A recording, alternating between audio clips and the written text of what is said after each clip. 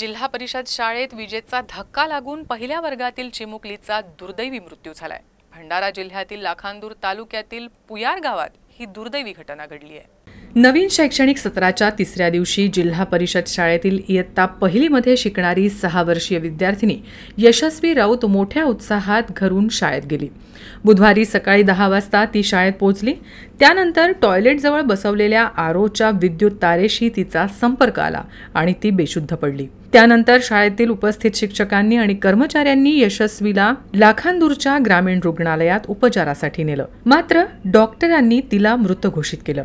गावातील शाळेत विजेचा धक्का लागून एका निष्पाप विद्यार्थिनीचा मृत्यू झाल्याच्या घटनेनं भीतीचं वातावरण निर्माण झालं असून शाळेमध्ये लोकांनी गर्दी केली होती। या घटनेबाबत नागरिकांमध्ये संताप निर्माण झाला होता। नंतर पोलिसांनी परिस्थिती हाताळून सर्वांना शांत केलं।